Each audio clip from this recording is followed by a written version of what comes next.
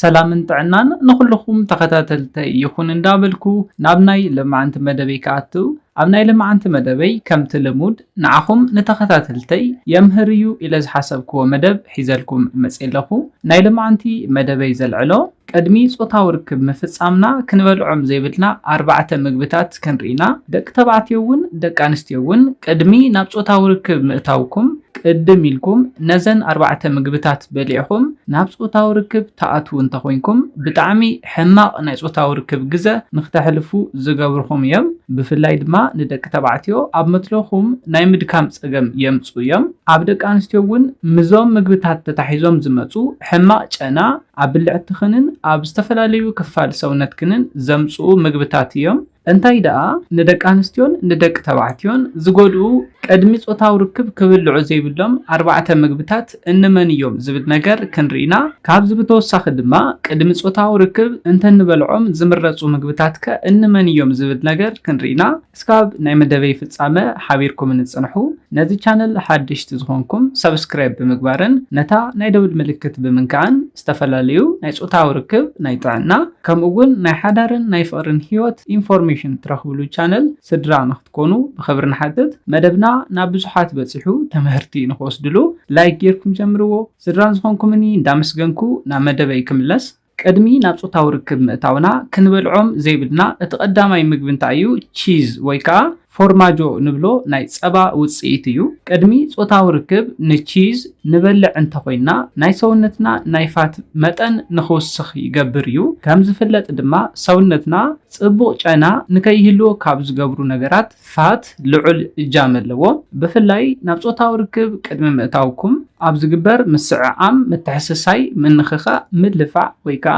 ብእንግሊዝኛ ፎርፕሌይ ኣብ ንብሎ ግዘ ማለት እዩ ሕማቕ ናይ ኣፍ ጨና ናይ ሰውነት ጨና ከጋጥመና ዝገብር ምግቢ እዩ ብፍላይ ድማ ናይ ዝሳዕብየን ዝገድድ ንፈለማ ግዘ ጾታው ርክብ ትፍጽሙ እንተሃሊኹም እዚ ጸገም ዘጋጥመኩም እንተኾይኑ ኣብ መንጎኹም ዘሎ ርክብ ዘበላሹ ክኸውን ይኽእል እዩ ስለዝኾነ ኣብ እዋን ምስዕዓም ዝፈጥሮ ሕማቕ ናይ ኣፍ ጨና ናይ ሰውነት ጨና ስለዝህሉ ቅድሚ ጾታው ርክብ እንተ ዘይተበልዕዎ ይምረጽ ካብዚ ብተወሳኺ ድማ ኣብ ከብድና ከባቢ ማቻ ንኸይስምዕና ጽቡቕ ስምዒት ንኸይስምዕና ናይ ምግባር ጠባይ እውን ኣለዎ ቺዝ ንሰውነትናን ንማዓንጣናን ዝጠቅም ባክቴርያ ኣብ ውሽጡ ዘለዎ እዩ ኮይኑ ግና ቅድሚ ጾታው ርክብ በሊዕናዮ ናይ ጾታው ርክብ ክንኣቱ እንተለና እዚ ኣብ ቺዝ ንረኽቦ ባክቴርያ ንከብድና ናይ ምርባሽ ጠባይ የምጽእ እዩ ከብድና ናይ ምንፋሕ ናይ ከብዲ ድምጽን ካልኦት ኣብ ሰውነትና ጽቡቕ ዘይኮኑ ደስ ዘይብሉ ስምዒታት ንኽስምዑና ዝገብር እዩ ስለዝኾነ ቅድሚ ናብ ጾታው ርክብ ምእታውኩም ቺዝ ብፍጹም ክትበልዑ የብልኩምን ኣብ መበል ካልኣይ ንሪኦ ምግብታት ድማ ቅመም ዝበዝሖም ምግብታት ምብላዕ እዩ ቅድሚ ጾታው ርክብ ቅመም ዝበዝሖም ምግብታት በሊዕኹም ናብ ጾታው ርክብ እንተኣቲኹም ኣብ እዋን ጾታው ርክብ ልዑል መጠን ካሎሪን ስለነቃጽል ልዑል በዝሒ ረሃጽ ስለዘውፀና ኣብዚ ግዜ ሕማቕ ጨና ንኸጋጥመና ይገብር እዩ ኩሉ ሰብ ኣብ እዋን ጾታው ርክብ ካብ ሰውነቱ ረሃጽ የውፅእ እዩ እንታይ ደኣ ኣብዚ ግዜ ቅድም ኢልኩም ቅመም ዝበዝሖም ምግብታት በሊዕኹም እንተነርኩም ናይ ሰውነትኩም ጨና ንተጻራሪ ጾታኹም ደስ ዘይብል ንተጻራሪ ጾታኹም ዝርብሽ ሕማቕ ጨና ተውጽኡ ትኽእል ኢኹም ናይ ኣፍ ክኸውን ይኽእል ናይ ሰውነትኩም ክኸውን ይኽእል ኣብቲ ሰዓኣምሉ ኣብቲ ነኻኽእሉ ግዜ ዝርብሽ ዘጽልእ ጨና ንኽተውጽኡ ዝገብረኩም እዩ ስለዝኾነ ብዝኻልኩም ዓቕሚ ቅድሚ ናብ ጾታው ርክብ ምእታውኩም ቅመም ዝበዝሖም ምግብታት እንተዘይትበልዑ ይምረጽ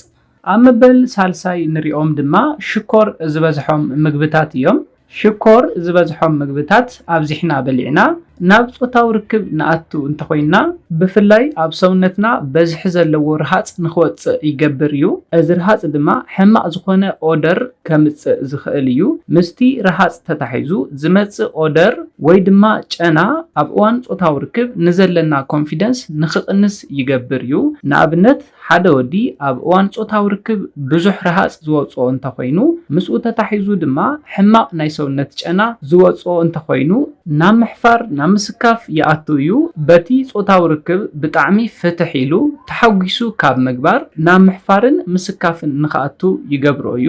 እዚ ድማ ከቢድ ጉድኣት የስዕበሉ እዩ። ንኣብነት መትልኡ ደው ናይ ዘይምባል ፀገም የጋጥሞ እዩ። ሓደ ወዲ በእምርኡ ድልው እንተዘይኮይኑ ንጾታዊ ርክብ እውን ድልው ኮይኑ ሙሉእ ኣድህብኡ ኣብ ጾታዊ ርክብ ጥራሕ እንተዘይኮይኑ መትሎ ደው ናይ ዘይምባል ፀገም የጋጥሞ እዩ። ቀልጢፍካ ናይ ምውዳእ ፀገም እውን የጋጥሞ እዩ። ካብዚ ብተወሳኺ ድማ ካልኦት ምስ ጾታዊ ርክብ ዝተተሓዙ ፀገማት የስዕበሉ እዩ።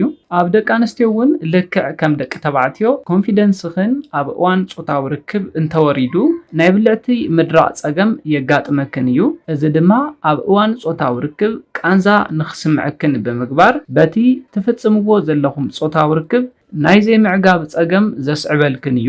ነዚ ኩሉ ፀገማት ንኽትቃልዑ ዝገብረኩም ዘሎ ድማ ቀድሚ ናብ ጾታዊ ርክብ ምእታውኩም ዝበልዕኹሞም ሽኮር ዝበዝሖም ምግብታት ስለ ዝኾኑ ቀድሚ ጾታዊ ርክብ ሽኮር ዝበዝሖም ምግብታት ብፍጹም ክትበልዑ የብልኩምን። ኣብዚ ክሕብረልኩም ዝደልዮ ነገር ኣሎ።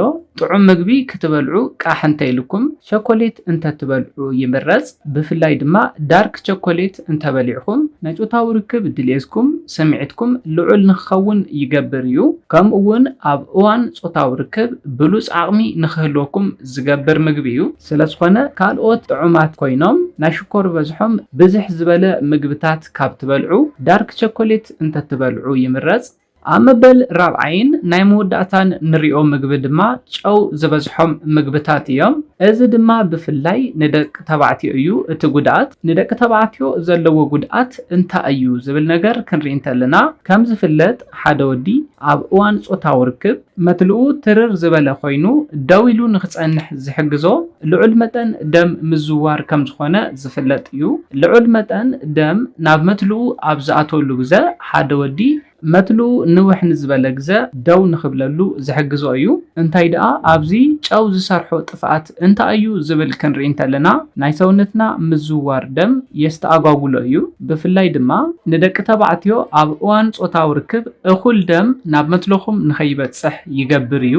እኹል በዝሒ ደም ናብ መትለኹም እንተዘይበፂሑ ድማ መትሎ ደው ናይ ዝምባል ፀገምን ንውሕ ንዝበለ ደቓይቕ ደው ንኸይብል ዝገብሮ እዩ። እዚ ድማ ኣብ ደቂ ተባዕትዮ ናይ ጾታዊ ርክብ ምድካም ከስዕበልኩም ስለ ዝኽእል ቀድሚ ናብ ጾታዊ ርክብ ምእታውኩም ደቂ ተባዕትዮ ብፍጹም ጨው ዝበዝሖም ምግብታት ክትበልዑ የብልኩምን።